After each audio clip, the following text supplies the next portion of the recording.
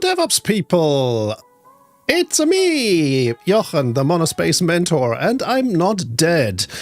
I was just either busy or otherwise occupied, or a little bit low on energy, and, well, apparently it's not the case anymore today. So, yeah, for example, last week I was in sunny Barcelona, together with Moolol, to attend DrupalCon Europe, which this year happened in Barcelona. We had brilliant weather, and it was also nice to meet again in person and meet customers and other friends of the company or friends personally.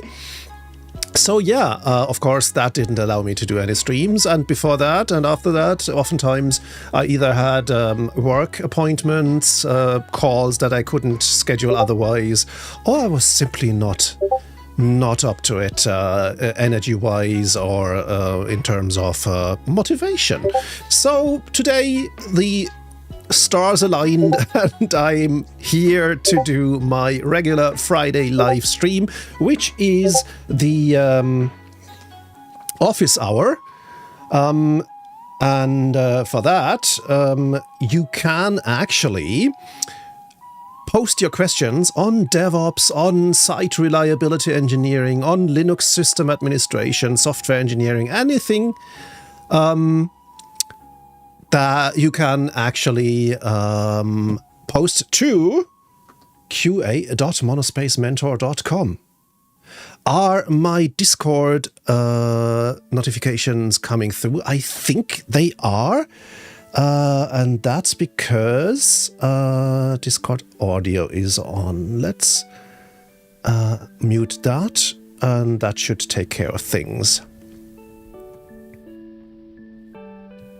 Thanks for the hint. So yeah, go to qa.monospacementor.com and I'll get them on screen so everyone knows what I'm talking about, even if they join us mid-answer, and I'll do my best to give you something helpful. Subs in launch mode. We are at DEFCON 1. DEFCON 1. I'm back for a minute, and who's coming to raid? TBD Gamer is. Hello. Thanks for the raid. Welcome, raiders. If you like, you can use the attack command. TBD Gamer already knows how it works, and of course, the remaining people like me can also defend the channel. Welcome, everyone. I'm back after quite a bit of a hiatus, 2 or 3 weeks or something, at least. I didn't track, actually, but today I'm back to do my office hour. Why do you want just asking? Hello, welcome back.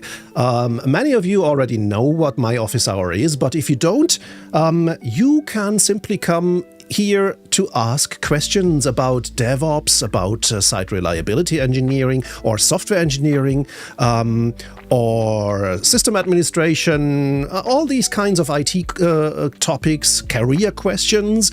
I'm looking back on decades of experience. I started programming in 1984.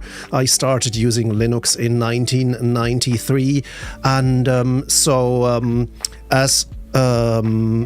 I will answer your questions as best I can if you post them to qa.monospacementor.com, where I can track them, where you can upvote them, where I can get them on screen for everyone, and then we are going to talk about it. Otherwise, you can simply join in chat, of course, and do anything else. I'm simply going to lean back here and wait for questions to come in, and depending on how many there are, we'll do an hour or so of answering questions. And yeah, so that's how this works. I did not prepare anything. Maybe that's the reason why I actually got back on Twitch, especially for my office hour, because I don't have to prepare anything except mentally for questions to come in. And so all I can do is leave the programming to you now. And by programming, I mean the literal programming of this stream, not only the software development that you have to do anyway. So, again, welcome Raiders. Thanks for the raid, TBD Gamer. I hope you had a great stream. What did you do today? And are you going to be off into the weekend now? To the envy of all of us here, who are still stuck doing stuff.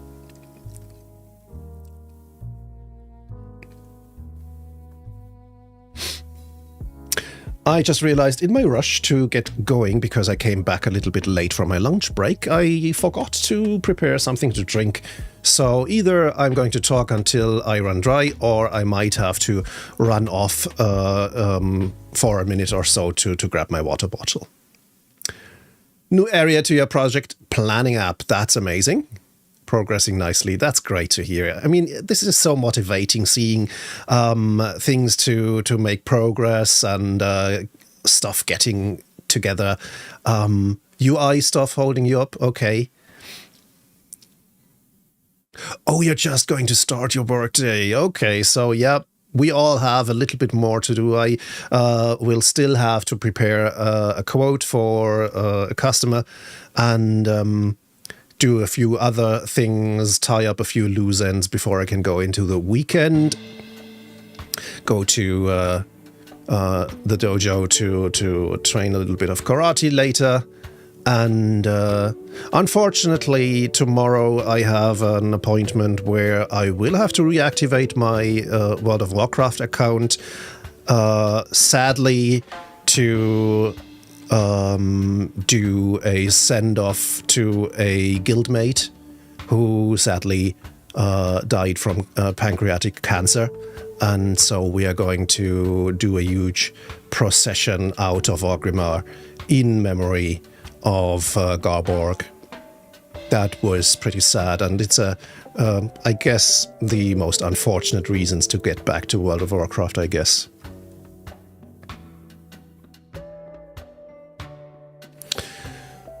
And there is a first question that will get us out of this slump, so let's get it on screen. The question is, will you be teaching basic stuff like how to set up project environment or setting up Git for version control kind of things? Yes. I assume you refer to what I do as the Monospace Mentor, which is creating courses and workshops for people who are trying to extend their horizon from software development to more DevOps-y stuff, to more site reliability engineering and things like that. And yes, of course, I mean, as a software engineer, people might already be familiar with Git, but it's definitely necessary for DevOps and SRE type stuff as well. So it needs to be part of what I'm going to teach. And yes, I did already start creating a repository with first few markdown files for a Git introductory course. That is something that I'm very happy about, that I finally found a way how I'm going to create my course material, but not only create it, but also publish it. It was always pretty clear that I'm going to use Markdown as the source format for my course materials, but then what? For example, I do have a course plugin on my WordPress-based website, and I could, of course, use that plugin, but that would require me to basically cut and paste or copy and paste HTML from my Markdown sources into a form on the website to store that, and not only to store that initially, but also to keep doing that to update the content whenever I do changes. and even tracking which pages or course lessons to upgrade would be pretty much a nightmare. So I was looking for alternative ways to provide course participants with my materials, and I was looking, and all this analysis paralysis was keeping me from creating actual content. And then I happened upon sellrepo.com, which is built by Chris from Go Rails fame, and it's actually the application that Chris uses to sell his Rails starter setup. And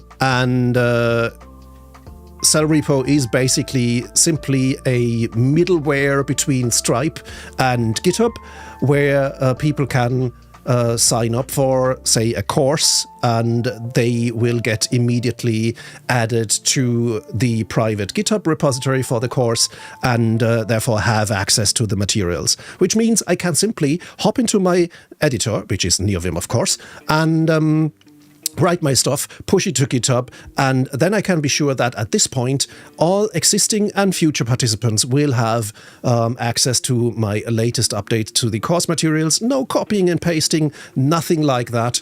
And that actually basically resolved that knot in my brain. And now I've created quite a bunch of private repositories where I've started to write here and write there, and Git will be definitely one of the courses that I'm going to offer, and setting up a project environment in terms of setting up a Linux workstation to do project work or engineering work will also be something that I'm going to do that.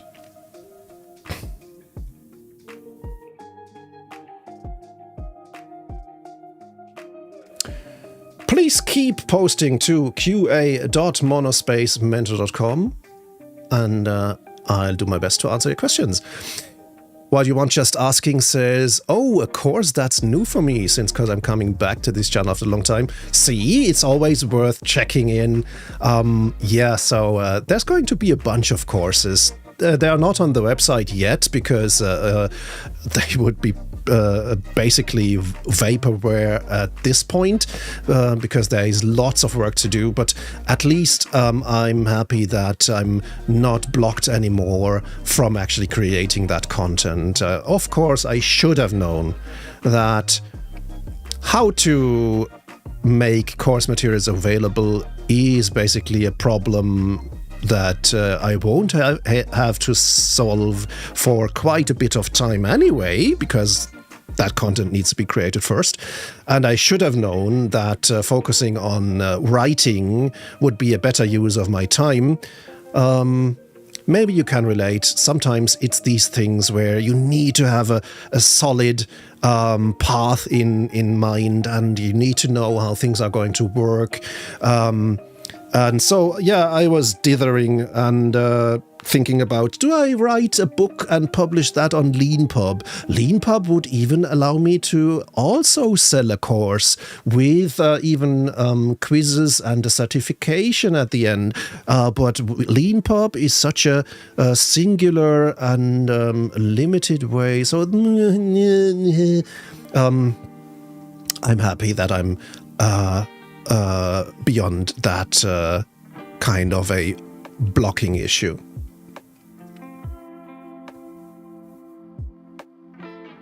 And there's Berthasar. Hey, how you doing, mate? Happy to see you. Says, nothing wrong with needing a vertical slice to understand the shape of your app before you continue working on features.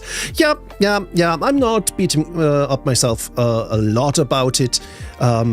Sometimes you need to have at least, as you say, an inkling of the shape that something will take eventually to work towards that shape. And I guess that was definitely part of it as well, because maybe deciding for something else would have required me to not write Markdown in the first place. Maybe I would have had to choose something like LaTeX or write it in NROF format or whatever.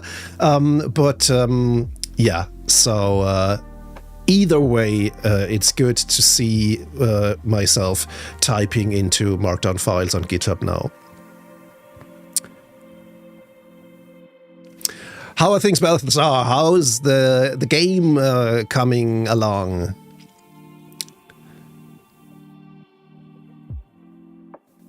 I'm tracking your new Now page as well. Great to read what you're up to these days, and you definitely inspired me to set up something like that as well. If only to remind myself what I should and am supposed to be working on. But a Now page is an interesting addition to a blog as well. If it's more loosely coupled stuff or if it's just a bunch of minor things, it's much easier to post that in form of a Now page than a bunch of anemic blog posts. Which is probably a little bit judgmental way to describe a microblog, I guess. Definitely something that I am going to explore, a /now page. It's not going to happen on monospacementor.com, probably more likely on my personal blog over at gwiz.dev, but yeah, we'll see. At least you gave me some inspiration, so thank you for that. Your day job game has a big weekend. Okay. Oh, so you're going to present stuff or have streamers present stuff this weekend? Feel free to post a link to a landing page or something where those streamers are listed. And this is addressed to everyone here. If you'd like to post a URL to support what you're writing about or mentioning, that's perfectly fine. Feel free to post a URL to something that accompanies your chat. However, this is a privilege that will quickly get you banned and will quickly be removed from you once you abuse it, and I'll be pretty strict about that. Eye of the Commando, which EOTC stands for, isn't getting the traction we'd like, and I think Jim is a bit stumped as to where to go next. Okay, well, there's always I've just been talking about showstoppers and things that get in the way. Fingers crossed that you'll get over that hump quite quickly.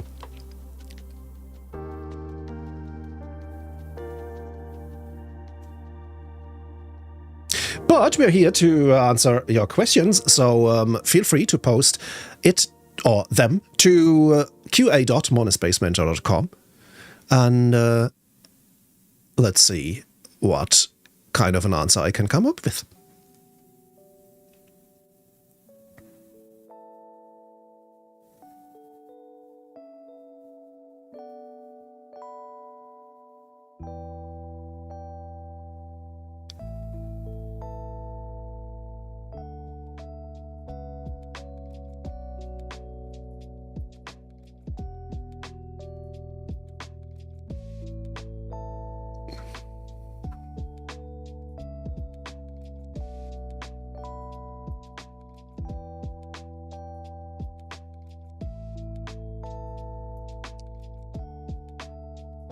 Dojo days are for me always great days. Usually I train on Mondays and Fridays, so tonight is going to be another training, and I'm always looking forward to the exercise. I'm a little bit wary because not only have I been suffering from a shoulder problem lately, last week it started and took me out of commission for a day, and the same happened this week as well. I'm not sure if it's a tendon that's inflamed or something. yeah, on Monday, at the end of our session, my shoulder was hurting pretty badly, and that actually led into me not getting a lot of sleep that night and taking me out of commission on Tuesday. So I'll take it a little bit more slowly tonight, which also is a little bit of bad timing because our sensei is going to look at who's ready to do grading. And on one hand, I just started training karate again after more than a decade of hiatus. So I'm not that inclined to do a grading just now. On the other hand, it would be nice to see myself making some progress. I'll probably pass on grading this time and do it start of next year or something. But yeah, let's see what Sensei has to say about it.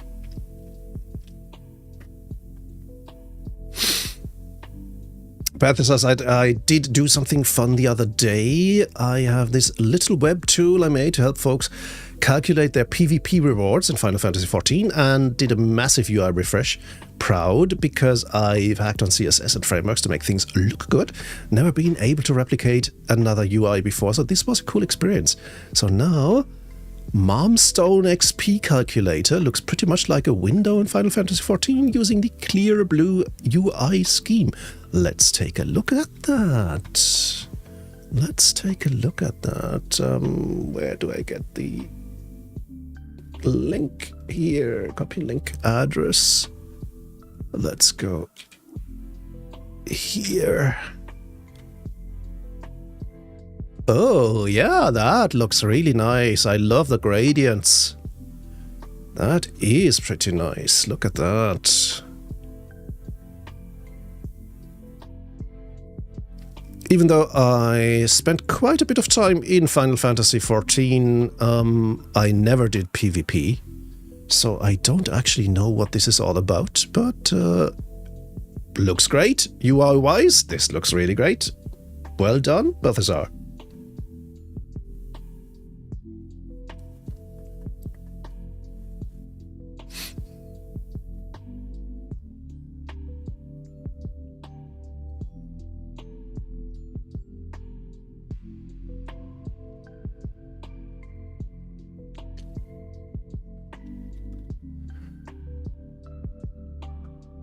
Another question is, will you be playing games while waiting for some questions get queued?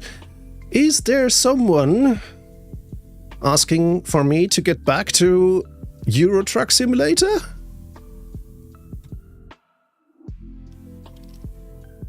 If that's the reason behind that question, I'm afraid I won't be able to do so because, as I said, I still have a bit of work to do before I can end my work week, and if I start playing now, it'll get me out of my motivation quite quickly, and I can easily see myself then sticking to ETS for the rest of the day, which wouldn't be great because I definitely did promise a customer to provide them with a quote. And hey, if they want to get us new business, then I would be really misguided to not help them.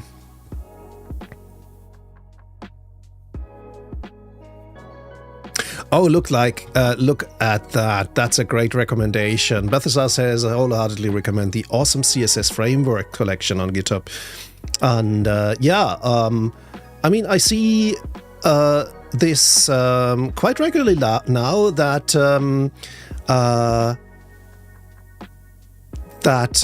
people are advocating for more vanilla building blocks for websites again. So it's basically a counter movement to the whole complex framework like React movement, where people say there's so much you can now do with vanilla CSS and a little bit of JavaScript that doesn't require a full-fledged framework like Vue or React or something like that.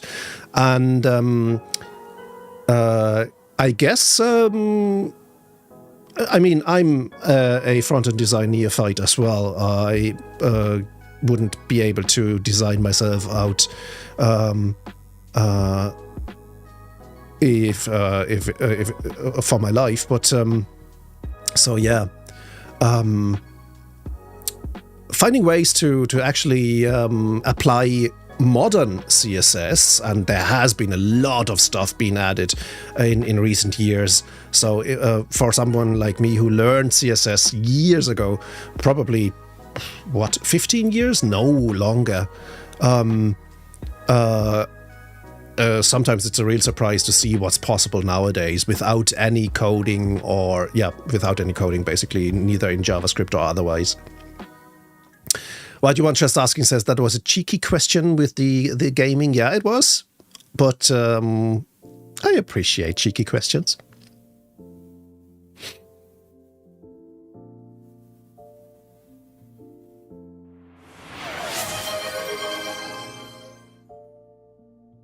Why do you want just asking? I think you're trying to derail this stream because you want to get me off my questions for some reason. I have no idea. Are my answers so bad?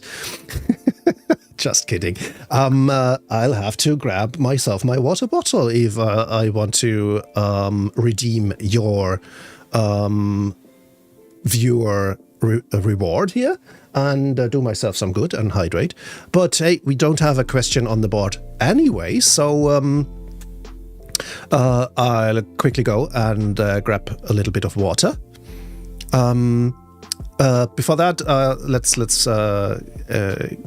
take a look at Bethesda's post. Absolutely, if you want to just make something look good, the classless CSS frameworks are beautiful and a perfect example of what you're talking about. Yep, doesn't even have to be Tailwind, right? So yeah, there you go. So I'll be off for a second and grab something to drink, and I'll be right back. Please bear with me, and hey, feel free to populate the board over at qa.monospacementor.com.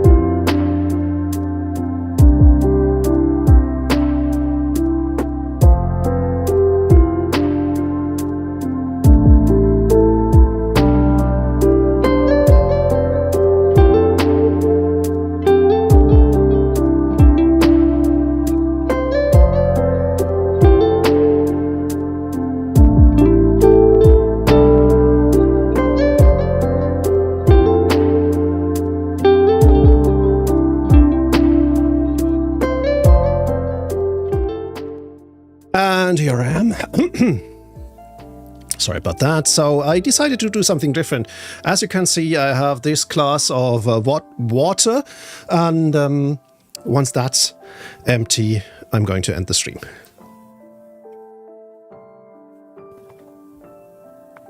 So thank you for the hydrate. What do you want? Just asking. It's definitely important.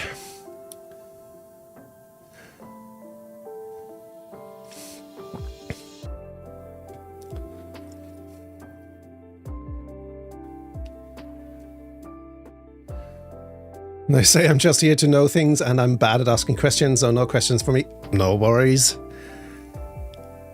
In the end, it's all about getting the community together here. Balthasar just got his coffee. The first coffee. Congratulations. Late start this morning. No worries. I don't judge.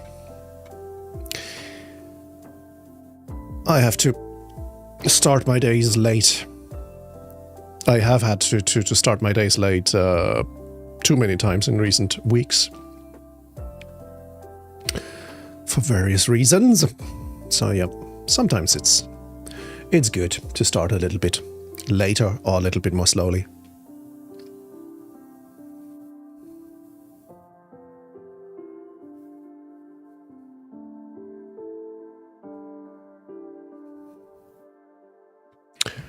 Still happy to take questions at qa.monospacementor.com, but hey, we can also just sit here and chat. Easy way for me to get back into the game. To be honest, I could have done a proper live stream yesterday, but when the time came, I sat here and thought, little bit tired. And, what am I going to do anyway?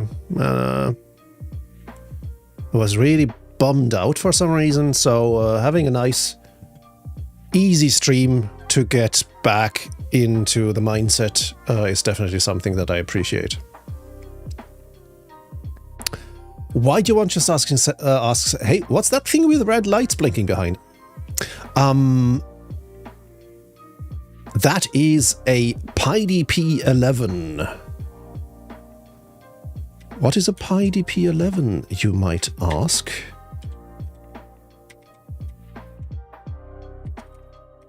Is that the command? No. Wait. PyDP11? No? I should look it up, but let's try it one last time. It's a PDP11. PDP-11. Haha! Third time's the charm. So yeah, it's not quite a PDP-11. It's a replica of one. And the PDP-11 was a so-called mini computer back in the 1970s. For example, Unix itself got developed on a PDP-11. Those things were called mini computers because they didn't take up a full room anymore. And that counted as mini. Imagine that. It only had the size of, say, a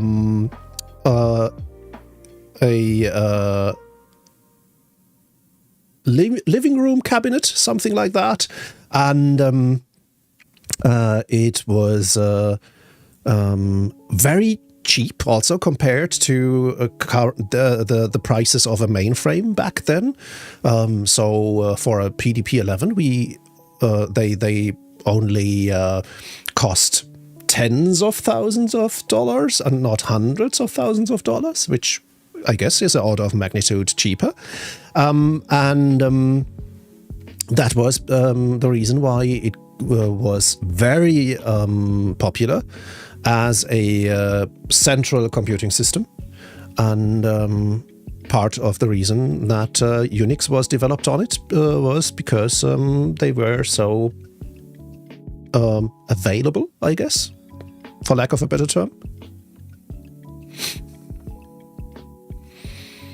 And so this emulated PDP-11, which is called a PyDP-11 because it's driven by a Raspberry Pi, is a full simulation of a PDP-11, a replica. So it can actually even run research Unix v7, for example, from 1975, using an open source software called SimH, which is a simulation software for historic operating systems.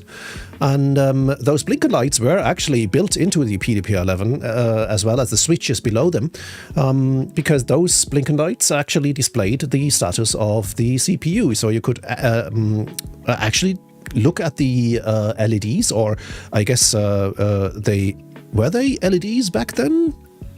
Maybe lamps? Not really sure actually if they already had LEDs back then.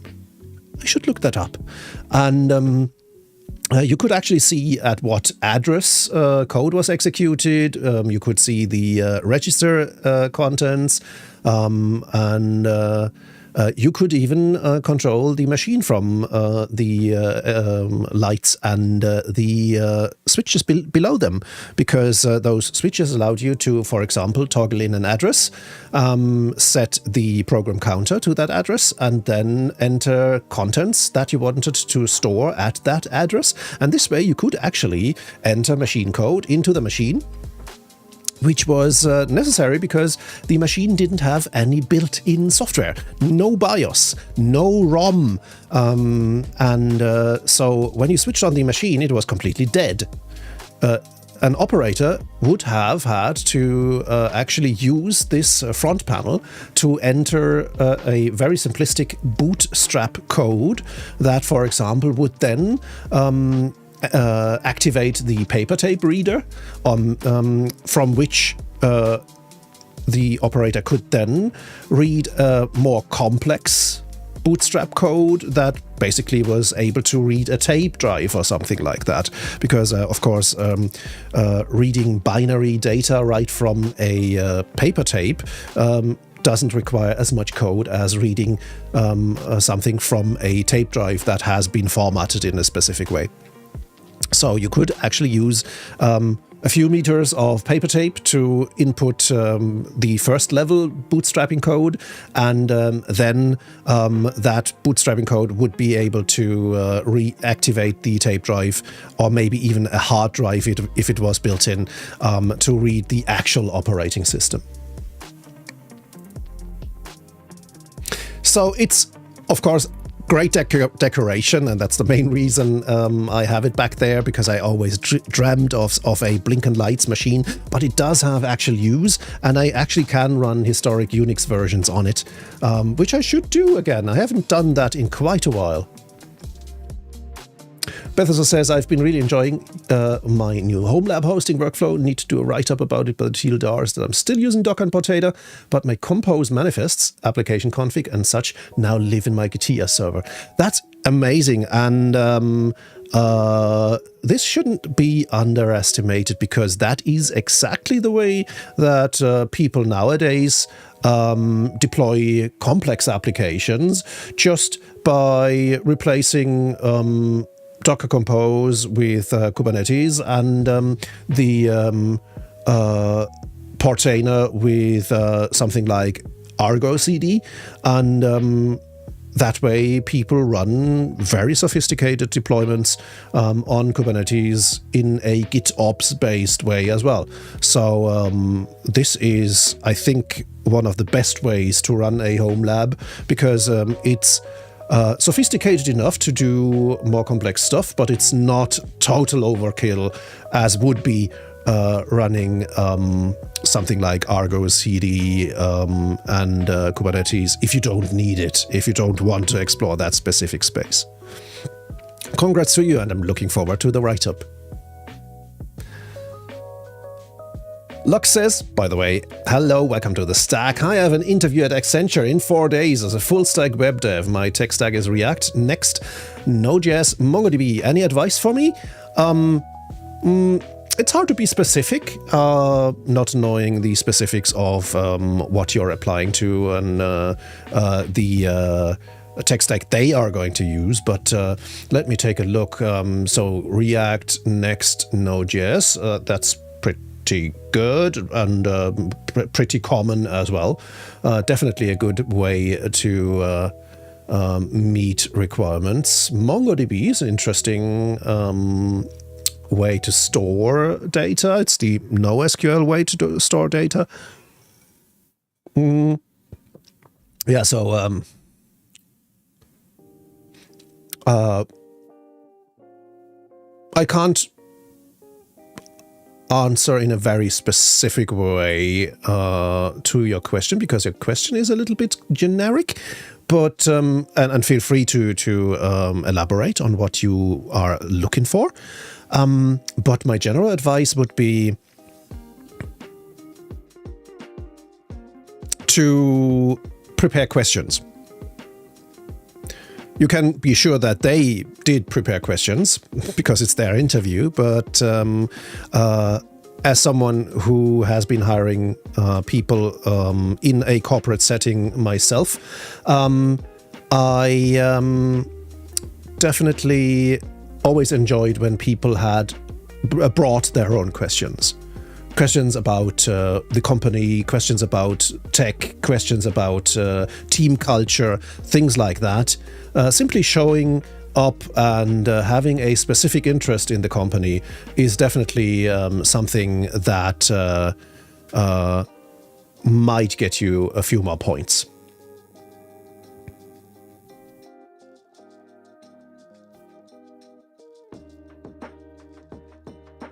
Why do you want just asking said, I feel contradicting myself since in my previous chat I said I'm bad at asking questions, and then after that I asked a question regarding PDP 11. I'm an idiot. No, you're not an idiot. You're just selling yourself short.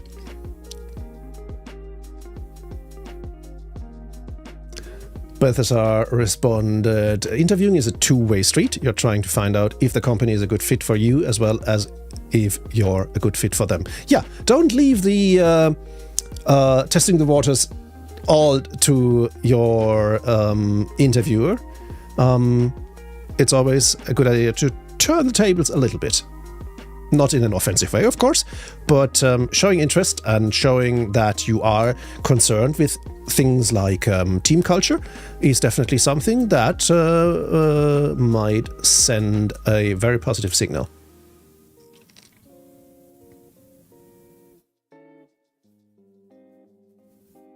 RJ joins us as well. Welcome, RJ. Generally ask, what is one piece of advice you'd give me if I was successful in getting the job? That's an interesting question as well. Nice. Lux says, like something that I shouldn't be doing in an interview. It's going to be my first interview. Okay, so, you're going to be nervous, aren't you?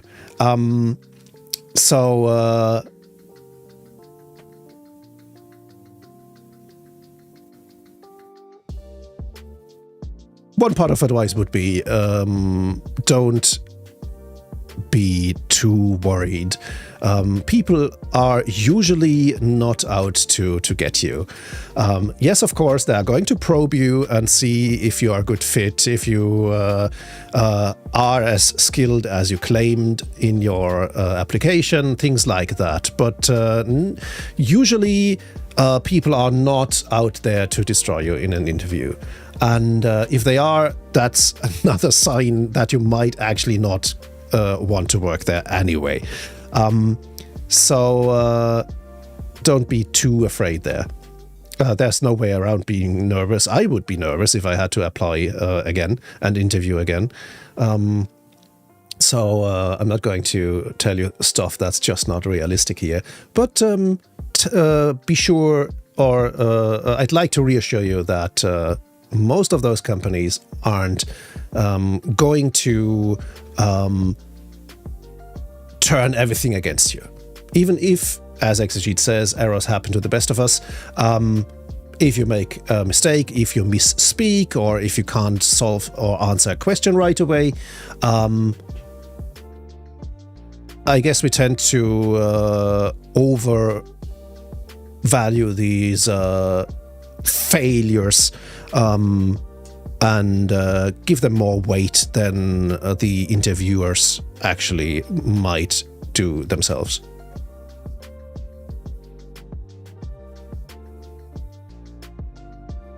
Very practical advice from Balthasar as well. Eat a sensible meal beforehand. Yep, don't go into an interview without having eaten. Not being able to finish your interview because you faint is probably going to be a red flag.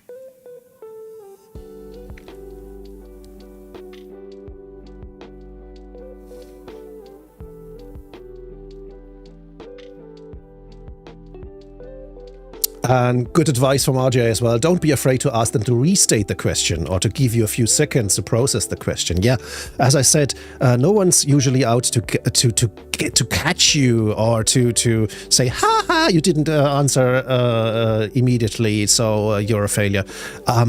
It's perfectly valid.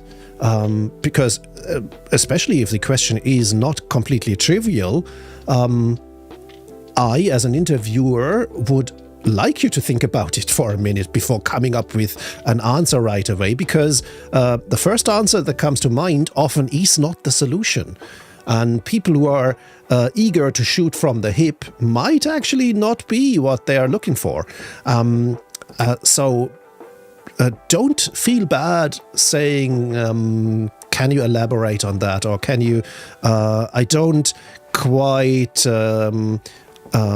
get the full picture here. Could you restate the question or clarify that or give me a few more details? Or I'll have to think about that and give me a minute. That's perfectly valid as well. Again, if an interviewer is actually going to raise the pressure level in a way that they don't grant you any way to think about things and stuff, that would be a red flag for me as an interviewee, because that's just not normal, I'd say. That's not just how things work. And also, don't be afraid to say, I don't know. If something catches you completely off guard or is something that you just haven't looked into yet, I would say, I don't know. And in order to remediate that, I would do what I did with topic X, which was I got myself a book, or I started researching stuff on the web, and within 2 days I knew about how to do this with React or something like that. So come up with an example where in the past you didn't know something, and then you solved that issue by learning it and how you did actually learn it. So you can say, yeah, I was so interested in that and I wanted to close that gap so much that I spent 2 days watching YouTube, or that I actually bought myself a paperback book, which I usually don't do, but in this case I did, and I read that book, and now I know everything about this. And in terms of the question you just gave me, I would probably do the same. If it's if you or if for my job it would be required to answer that question or to solve that problem, I would actually get myself the book, and maybe you already know even a book title that you could then take or could mention or reference, and that way, even though you were not able to answer the question, you were able to show problem-solving skills by actually pointing out how you would close that apparent gap in your skills or in your knowledge. So use these how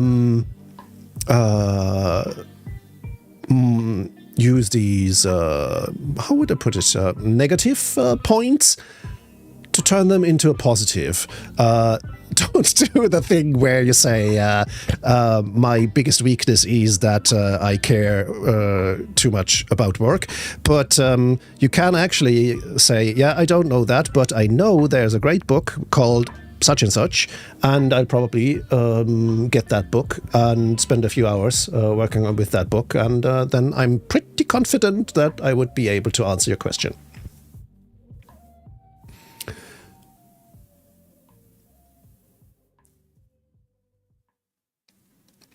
Pilchardus asks, where are you buying your cool IT t-shirts?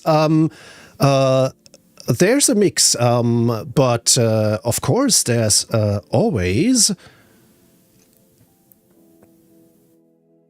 my merch shop where you can actually get Monospace Mentor stuff. Otherwise, it's a mix. Most of my stuff recently came from Redbubble. My Unix hoodie, for example, and things like that came from there.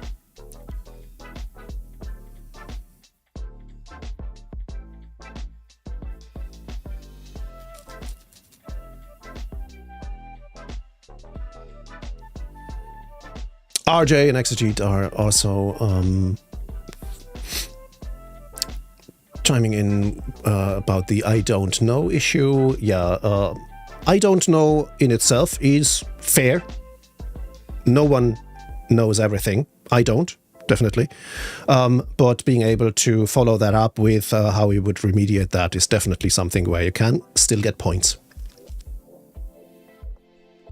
Bethesda says, part of what I look in folks joining my team that are younger in their careers is to see how they learn. Yeah, of course.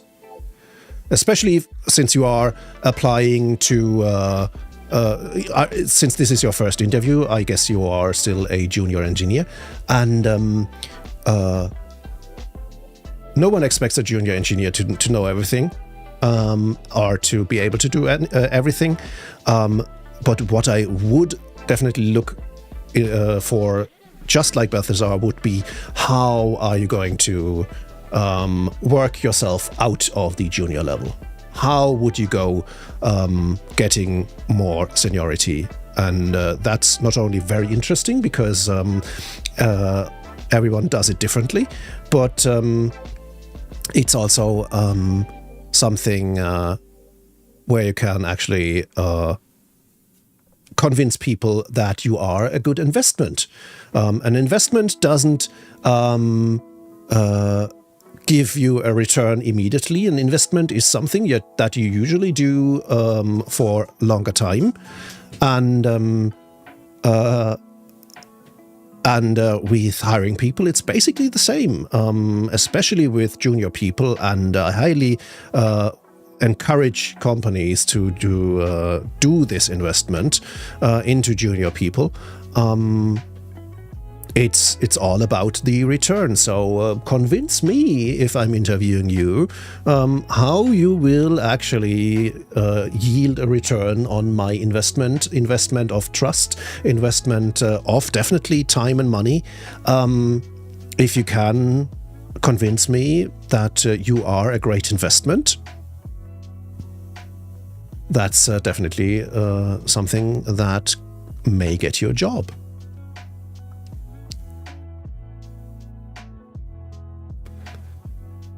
RJ, so sorry for costing you money. I'm so sorry. Not sorry. Posture check by White One just asking a very valid point. I'm slouching. And just earlier I told you that I'm suffering from shoulder issues, so I definitely should have good posture if I don't want to exacerbate that. Exegete says we are hiring juniors at work and I feel so bad for them. Not really sure what to respond to that. Since I encouraged everyone to ask questions over on qa.monospacementor.com, let's actually pick a question that was posted there. And the question is, do you have a strategy to use to determine when to automate tasks in your job?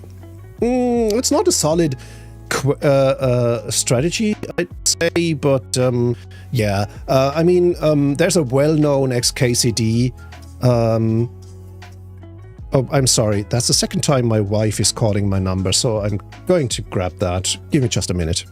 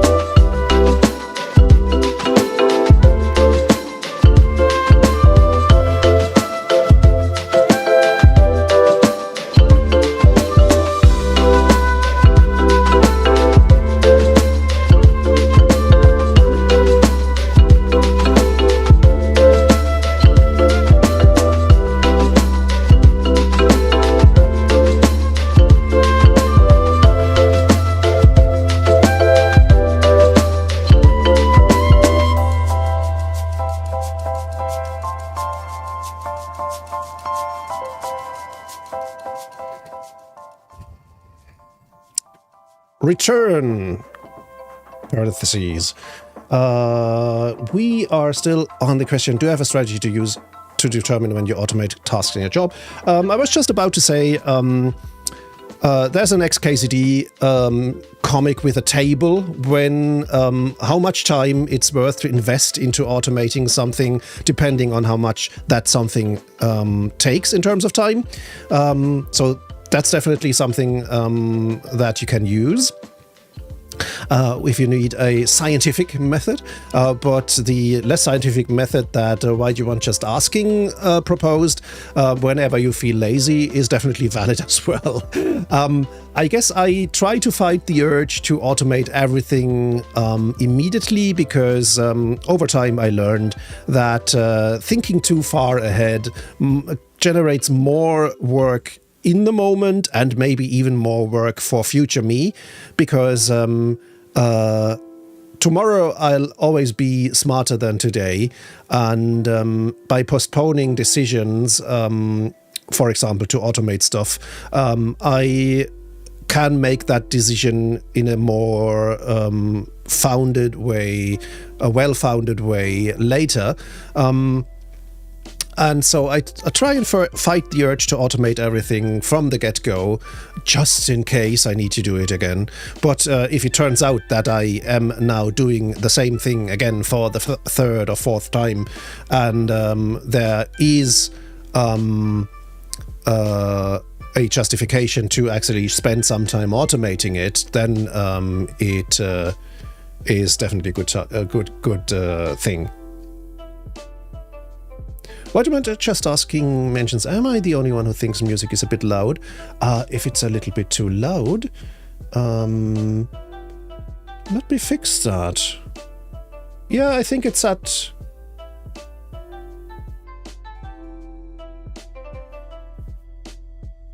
It might be a little bit too loud. Oh, during the break? Yeah, that... So I don't have ducking on at the moment. It's just lower volume.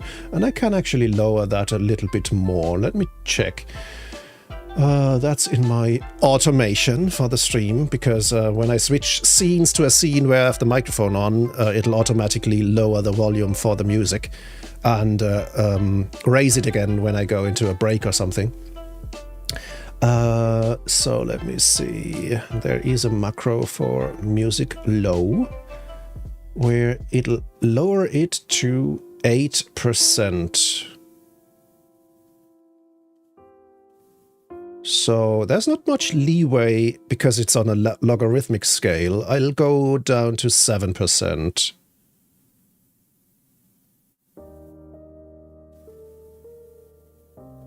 That should make things a little bit better. Okay, so I guess my answer to that question is no, I don't have a strategy. It's more of a heuristic, I'd say, where, yeah, if something does actually prove to be worth automating, then I'll find a way to automate it.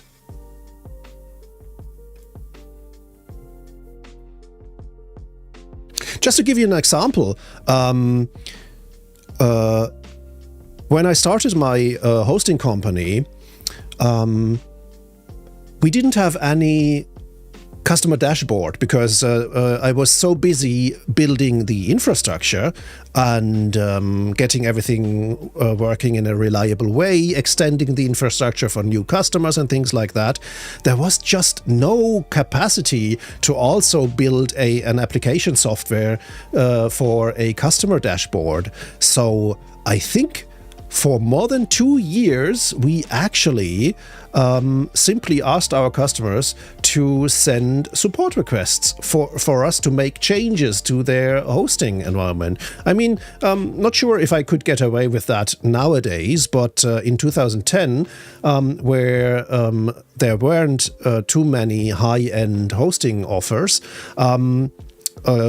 people were happy to, say, send an occasional support request to get another domain added to their website or something like that. And only about 2 years later, I started writing the Ruby on Rails application that is our customer dashboard now. So yeah, sometimes it's simply for lack of resources where I don't automate something. Here's a follow-up question. Are there any operations processes you will never automate, and why? Can't think of one from the top of my head, but I guess there are some processes where...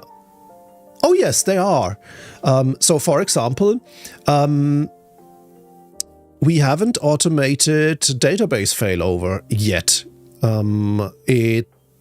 There is stuff in place that makes it very easy, but in the end, it's still going to be the decision of the person that's on call. If there is an issue with a database, if we will actually do a failover to the standby database, because so far this way of doing it hasn't created lots of issues, for example, in terms of switch over time or something like that. But I'm very sure that we were able to prevent issues that an automated failover would have created, because I think a person that is familiar with how our whole infrastructure works, how it behaves normally, can make the decision if we switch over or not much more confident than an automation will be able to do so. I mean, of course, I can imagine something that collects so many metrics and checks so many different angles to make the same decision, basically feeding all the stuff that we feed into our decisions into an automated process. But so far it hasn't been worth it, to be honest. So that's something where I'm very reluctant to do automation, because I can easily see how things get worse by automating this, and I don't see the automation solving any kind of huge problem.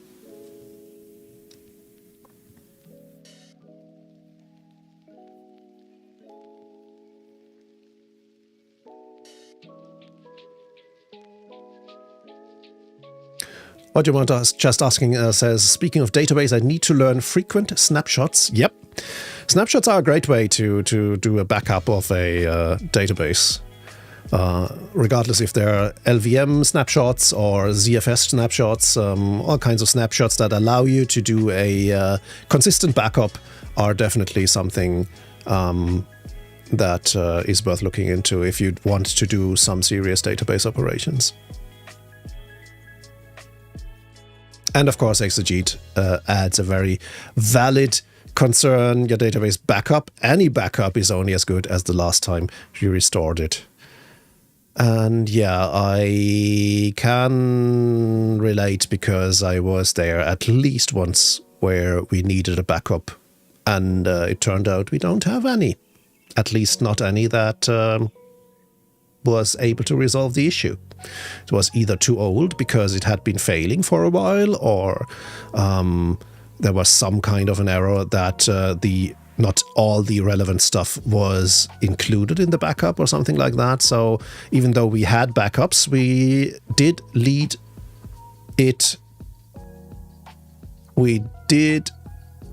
it lead us astray, because in the end the backup wasn't really a backup.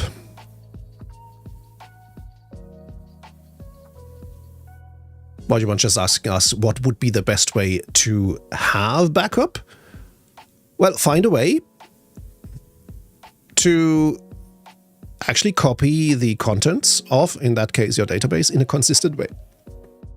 So, for example, you can't just copy the files of a database that is in operation because parts of your backup will happen 1 second and other parts will then get backed up another second. And between those 2 seconds, there might be actually changes that are related to both parts of your backup, and that way inconsistencies would creep into your backup, where the part that was backed up later doesn't fit anymore with or doesn't relate anymore to the stuff that got backed up earlier. And that's exactly why you need snapshots, because a snapshot will freeze your dataset in time without, of course, hopefully stopping database operation.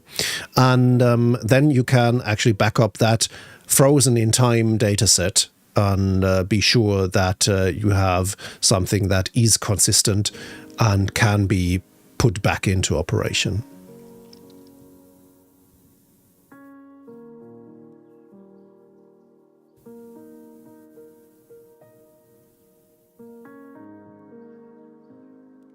And Balthazar adds a lot of very helpful terms here that go in the same direction as what I just said.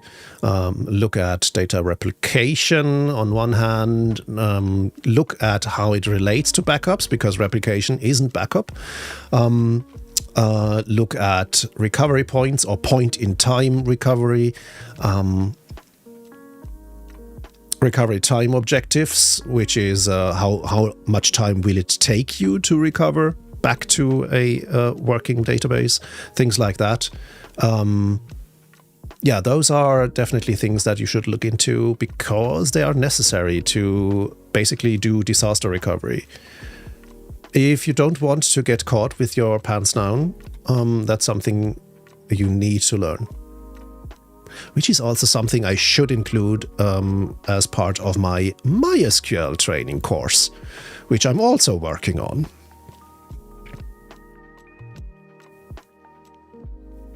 They don't just apply to MySQL, of course. They'll apply in a similar way to Postgres and any other database, MongoDB as well. But my expertise is with MySQL, so that's why I'm going to do a course on that.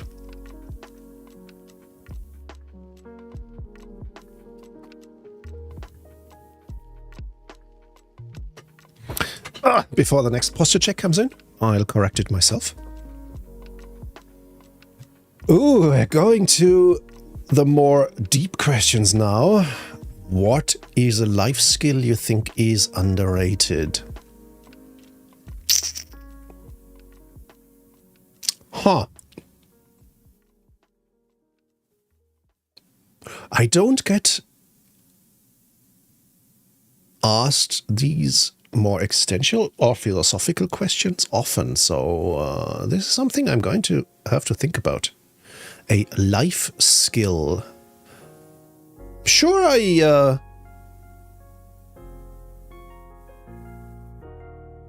have a few where I'm happy that I have them now.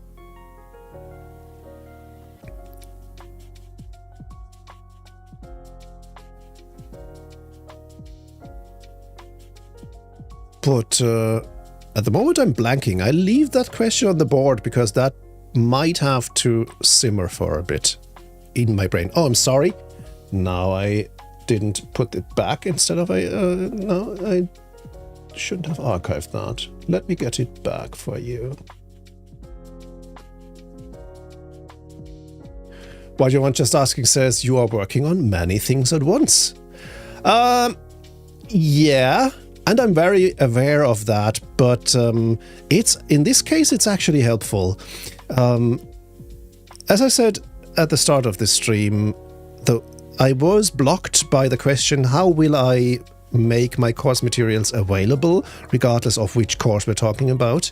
And now that I've solved that, I can tackle many courses at the same time, which will not, of course, speed up finishing them. Of course, if I divide my time between these courses, everything will take a little bit longer.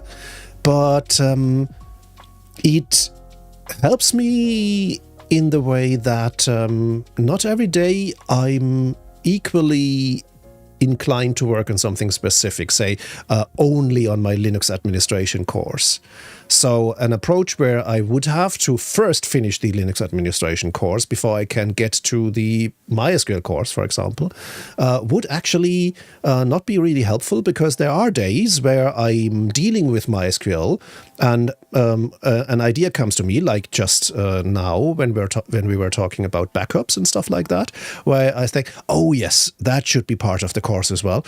And so I can actually go and write that down, or write a few sentences in that course material, and just to preserve the idea and make sure that it'll end up in the course eventually. And that way I don't feel like I'm doing multitasking, or I'm doing where I'm splitting my attention in a way that's not helpful. In this case, I do think it's helpful. So let me see, where's the question? I can actually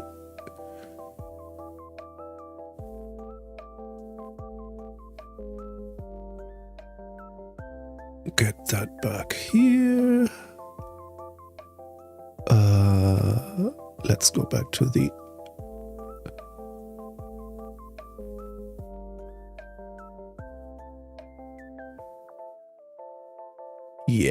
okay.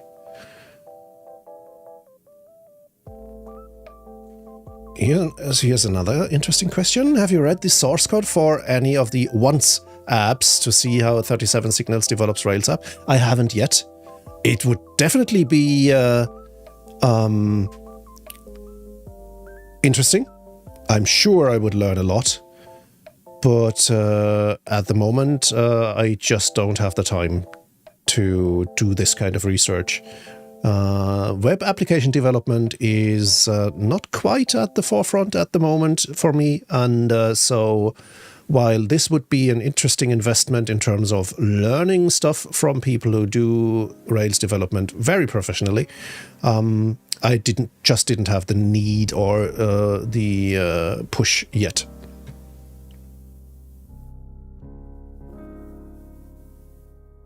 And for the people who aren't aware, 37 Signals builds all their products on Ruby on Rails, which is my preferred web framework.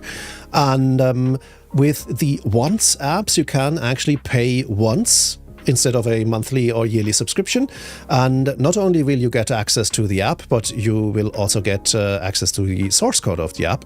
And so, of course, that's definitely something that's a great resource for learning things as well. I might actually avail of that sometime in the future, but to be honest, I've been subscribed to a lot of other learning stuff as well, as, for example, gorails.com. And I'm not getting my money's worth because I still haven't incorporated that into my weekly learning cycle, because I don't have a weekly learning cycle. So if I were to learn more about Rails, it would definitely be finally making use of my Go Rails subscription for starters, and only then go on to something more professional, like looking into 37 Signals apps.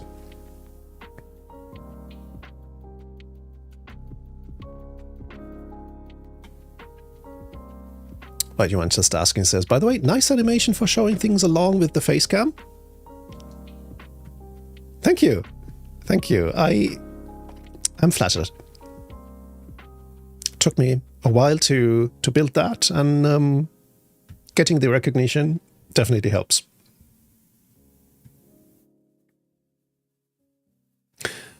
They also said, so you're taking notes to create course? Yes, of course. I always take, I'm always taking notes about things. Note-taking is very important as well. So, I said we are going to finish when I finish that glass. To be honest, I'll have to finish sooner than that. I mean, I could down that glass as well, but I just don't like to. But I'll have to wrap things up. We've been going for 90 minutes now, and as I said, I still have to do some work stuff before I can go into the weekend. So I'll still have an eye on the life skill question.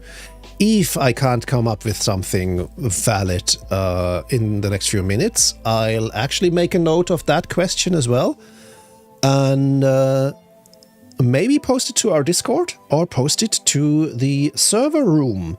The server room being my community of DevOps practice, which you can join for a very affordable amount, and where we not only answer questions that members post, but also do events. Next week, for example, we are going to have our October Hangout, where we're going to simply go on a Zoom call to talk about stuff that we find interesting.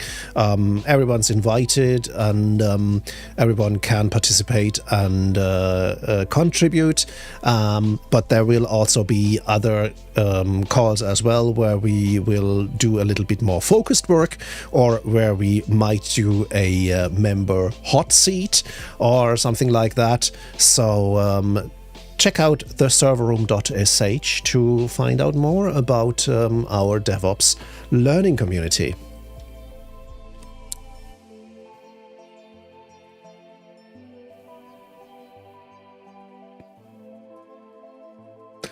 Bethesda says, total tangent, but finally started using FZF for my shell history again, and I'm so mad it took so long to add it back to my environment. FZF is definitely great. If we're talking about shell history, though, check out Atuin. Atuin is shell history cubed. It's amazing.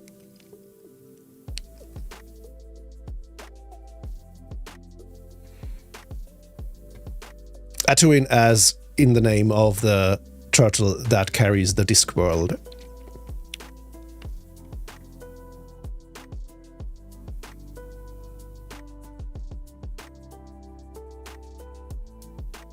So yeah, I'm sorry, I'll leave the life skill question unanswered. Let me... Yeah, that's going to be easy. If I'm not completely mistaken, it's on atuin.sh. Is it? Let's check. Yes, it is.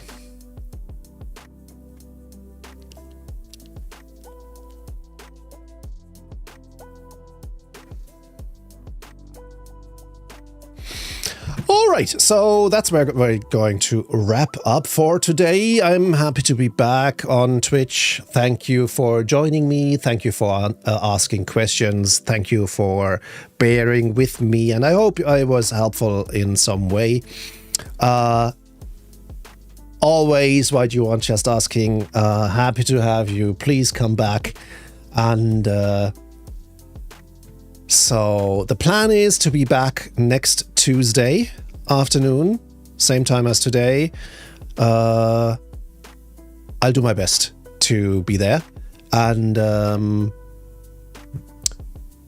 until then, I guess I'm going to wish you a great weekend and hope to see you next week. Until then, take care.